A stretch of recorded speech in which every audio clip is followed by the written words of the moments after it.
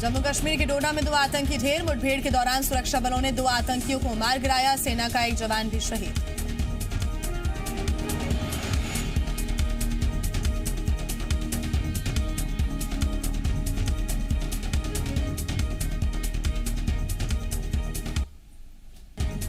आर्थिक पैकेज की 5वीं और आखिरी किस्त का ऐलान। मजदूरों के लिए मनरेगा में 40,000 करोड़ रुपए का दिया गया एक्स्ट्रा बजट। कुल 61,000 करोड़ रुपए का होगा बजट।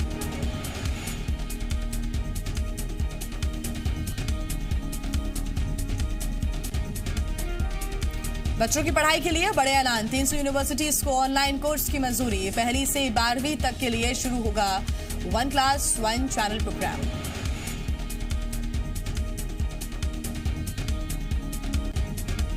सरकार के आर्थिक पैकेज में छोटी कंपनियों को बड़ी राहत।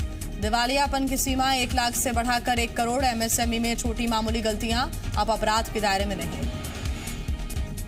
कल से शुरू हो रहे लॉकडाउन 4 के रंग रूप और नियमों का ऐलान आज। गृह मंत्रालय जारी करेगा गाइडलाइन। रियायतों की पहली शर्त सोशल डिस्टेंसिंग। 24 घंटों में कोरोना के सबसे ज्यादा 4,987 नए मरीज। देश में 90,000 के पार हुए संक्रमित। 120 और लोगों को मिलाकर अब तक 2,872 की मौत। सीएम शिवराज सिंह चौहान आज अचानक बीजेपी दफ्तर पहुंचे, जहां उन्होंने प्रदेश संगठन महामंत्री सुहास भगत और प्रदेश अध्यक्ष विष्णुदत्त शर्मा के साथ चर्चा की। सूत्रों से मिली जानकारी के मुताबिक लॉकडाउन 4, संभावित मंत्रिमंडल विस्तार और 24 विधानसभा सीटों पर उपचुनाव जैसे मुद्दों पर सीएम ने दोनों नेताओं के साथ चर्चा की है। बड़वानी के बीजासन में दर्दनाक सड़क हादसा हुआ है, जिसमें 4 लोगों की मौत हो गई, 3 लोग घायल हो गए। मरने वालों में 2 बच्चे भी शामिल हैं। एक दंपति 4 बच्चों के साथ बाइक से कहीं जा रहे थे, तभी टैंकर अनियंत्रित होकर पलट गया। हादसे में बाइक सवार पति पत्नी और 2 बच्चों की मौके पर ही मौत हो गई, तो वहीं 2 बच्चे और टैंकर चालक घायल हो गए। सत्ता में नेशनल हाईवे 30 पर अमरपाटन में बस और ट्रक के बीच भिड़ंत हो गई। इस हादसे में 8 मजदूर घायल हो गए। मजदूर जबलपुर से यूपी जा रहे थे। सभी घायलों को इलाज के लिए अमरपाटन के सामुदायिक स्वास्थ्य केंद्र में भर्ती कराया गया है। राजगढ़ जिले के नरसिंहगढ़ ब्लॉक स्थित पीलाखेड़ा गांव में बनाए गए उपार्जन केंद्र की दीवार अचानक भरभरा कर गिर गई, जिसके नीचे आने से 4 मजदूर गंभीर रूप से घायल हो गए। इनमें से 2 मजदूरों की मौत हो गई। शनिवार की शाम तेज हवाओं के साथ बारिश होने के कारण गीलाखेड़ी के उपार्जन केंद्र की दीवार अचानक गिर गई, जिसमें 4 मजदूर दब गए, जिन्हें गंभीर हालत में पहले कुरावर और बाद में भोपाल रेफर किया गया, लेकिन दोनों की मौत हो गई। सागर में कल सड़क हादसे में 6 मजदूरों की मौत हो गई थी। हादसे की जानकारी तस्वीरें सामने आई हैं। हादसे में मां की मौत के बाद बच्चे बिलखते हुए नजर आए। रीवा में मजदूरों पर लाठीचार्ज की घटना सामने आई। आरोप है कि मजदूर खाने की मांग करते, लेकिन बदले में उन्हें लाठियां मिली। उत्तर प्रदेश और मध्य प्रदेश की सीमा पर चाक घाट के पास मजदूरों ने जाम लगा दिया था। मजदूर सुनवाई न होने पर अपनी गुहार लगा रहे थे। मजदूर खाने की व्यवस्था न होने के कारण विरोध कर रहे थे, जिसके बाद पुलिस ने लाठीचार्ज कर दिया। लाठीचार्ज पर पुलिस की सफाई। बस नहीं आने पर मजदूरों ने चक्का जाम और पत्थरबाजी शुरू की। मामला शांत करने के लिए हल्का बल प्रयोग किया गया। एक राज्य से दूसरे राज्य में श्रमिकों का पलायन जारी। सोशल मीडिया पर वायरल कुछ वीडियो दिल को झकझोर दे रहे हैं। ऐसा ही एक वीडियो जिसमें एक व्यक्ति पर एक चारपाई पर लेटा हुआ नजर आ रहा है और 2 लोग उसे कंधे पर ले जाते दिखाई दे रहे हैं। सोशल मीडिया पर वीडियो वायरल हो रहा है। इंदौर बाईपास का यह वीडियो बताया जा रहा है। इस शख्स को क्या हुआ है इसकी जानकारी नहीं है। जी मीडिया इस वीडियो की पुष्टि नहीं करता। भिंड के प्रेमनगर इलाके में कोरोना की जांच के नाम पर शुरू हुए विवाद ने 2 लोगों की जान ले ली, तो वहीं करीब 3 से 4 लोग गंभीर रूप से घायल हो गए। फरियादी पक्ष का दामाद करीब महीने भर पहले दिल्ली से भिंड आया था और लॉकडाउन होने की वजह से वापस न जा सका। युवक जब अपने घर के बाहर बैठा था तो पड़ोसियों ने उससे बाहर बैठने और चेकअप कराने की बात को लेकर विवाद शुरू कर दिया। विवाद इतना ज्यादा बढ़ा कि थोड़ी देर में वहां पथराव और चाकूबाजी शुरू हो गई। इस हमले में कलावती नाम की महिला के सर में चोट आने से उसकी मौके पर ही मौत हो गई, तो वहीं 2 लोग गंभीर रूप से घायल हो गए। चाकू लगने से एक गंभीर घायल को ग्वालियर रेफर किया गया, जहां इलाज के दौरान उसकी भी मौत हो गई। कोरोना को लेकर मध्य प्रदेश की हालत चिंताजनक बनी हुई है। इंदौर देश का 7वां और भोपाल 11वां हॉटस्पॉट बन गया है। इंदौर में मरीजों की संख्या 2,470 हो गई है, तो वहीं भोपाल में संक्रमितों का आंकड़ा 1,000 तक जा पहुंचा है।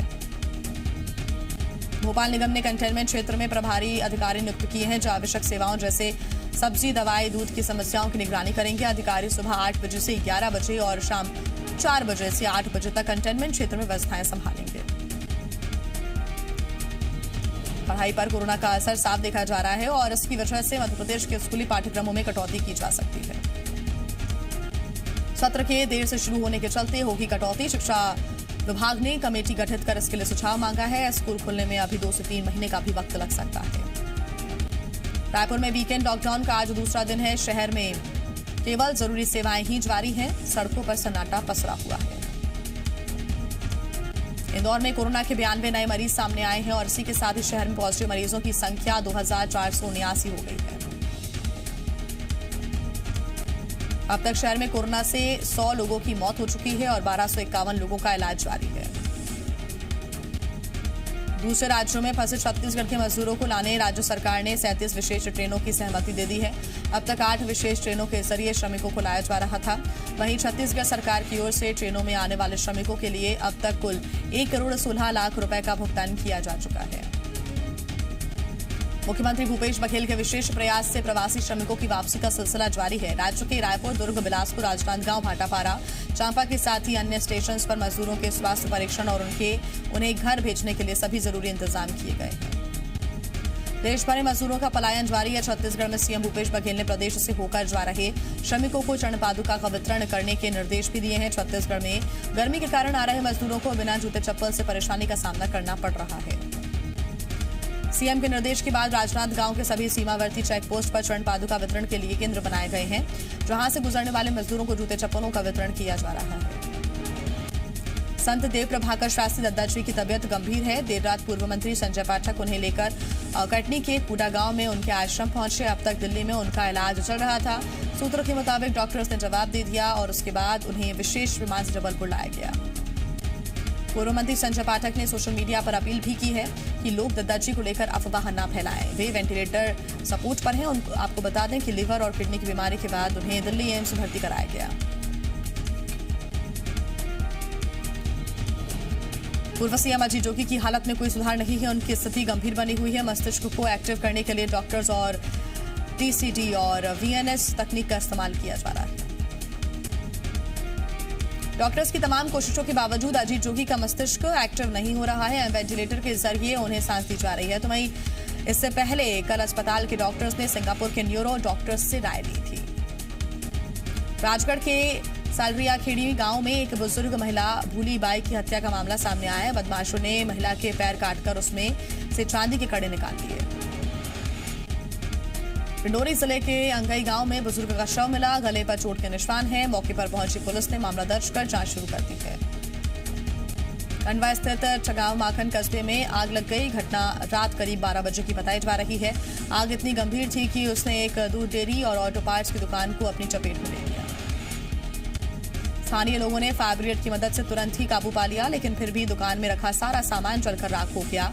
आग लगने की वजह का अभी तक पता नहीं चल सका है। खरगोन में पुलिस ने अवैध हथियारों की तस्करी को लेकर बड़ा खुलासा किया है। अवैध हथियारों की इस खरीद फरोख्त में खाकी पर भी दाग लगा है। एसपी सुनील पांडे ने इस बात का खुलासा किया।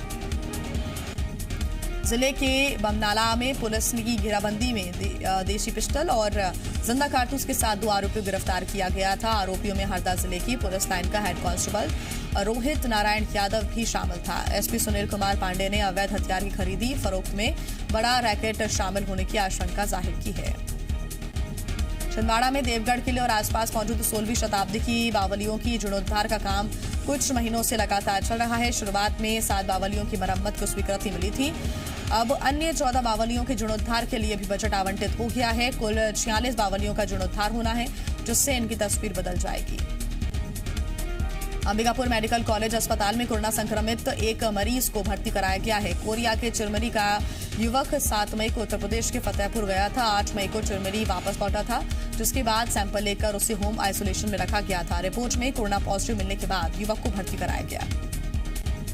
भिंड के मालनपुर थाने में युवक की मौत मामले में थाना प्रभारी अशोक गौतम और 3 कांस्टेबल पर हत्या का मामला दर्ज किया गया है। चोरी के शक में 25 साल के इंदल सिंह को पुलिस पकड़कर ले गई थी, जिसकी पुलिस कस्टडी में मौत हो गई।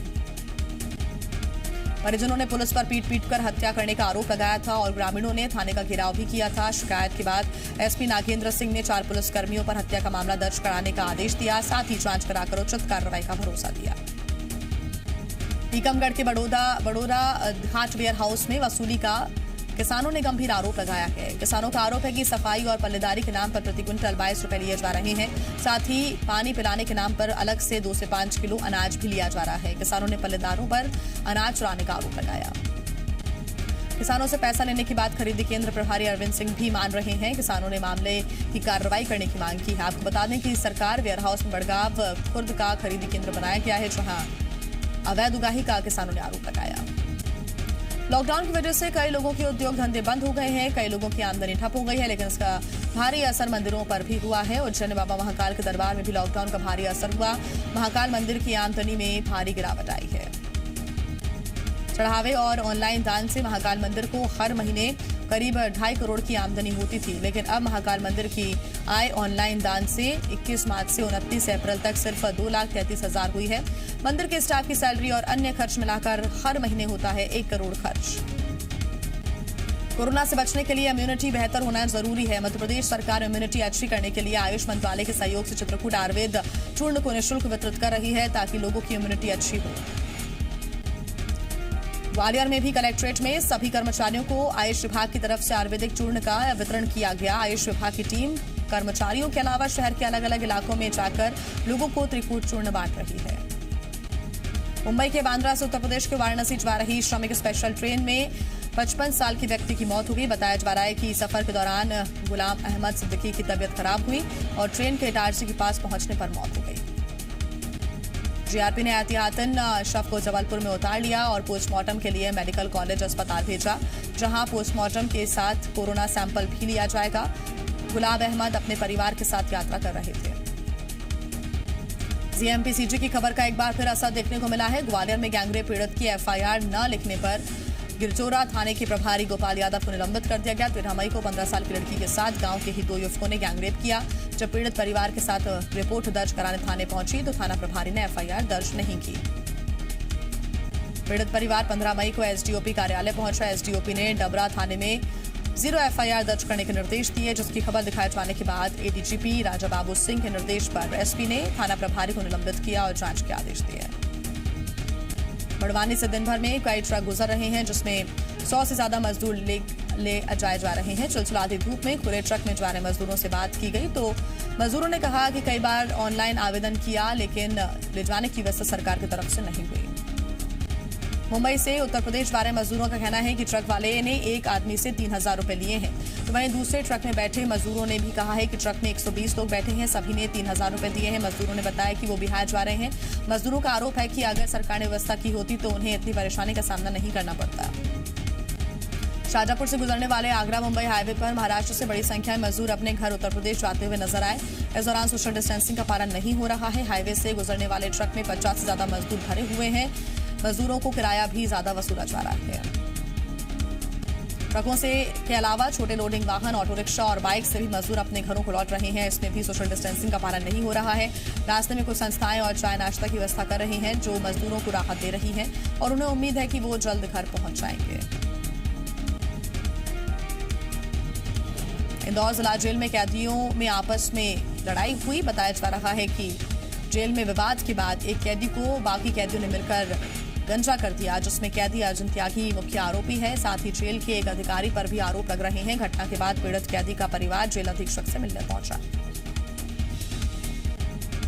ग्वालियर के थाटीपुर में पानी भरने को लेकर विवाद हो गया। विवाद इतना ज्यादा बढ़ा कि युवक ने पानी भरने वाली महिला के ऊपर कट्टा अड़ा दिया, जिसका वीडियो भी वायरल हो रहा है। घटना की शिकायत पीड़ित महिला ने निर्मला जाटव ने थाटीपुर थाने में दर्ज कराई है, जिसके बाद पुलिस ने आरोपी युवक संदीप और उसके साथी राहुल के खिलाफ मामला दर्ज कर उनकी तलाश शुरू कर दी है। मंदसौर के सीतामऊ क्षेत्र के तितरोद में पुलिस ने व्यापारी से मारपीट के आरोप 2 गुंडों के बीच सड़क पर पिटाई की। दोनों ने एक दुकानदार से बीड़ी तंबाकू मांगा था, मना करने पर दुकानदार की पिटाई की थी। घटना के बाद पुलिस ने दोनों को पकड़ा और पिटाई करते हुए थाने ले गई।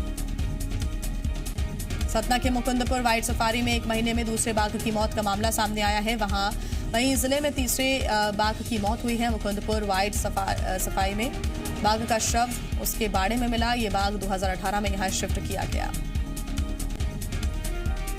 बताया जा रहा है कि बाघ बूढ़ा हो गया था, लेकिन उसके पीछे के हिस्से में घाव के निशान भी मिले हैं। फिलहाल वन विभाग ने गुपचुप तरीके से बाघ का पोस्टमार्टम करा के अंतिम संस्कार कर दिया।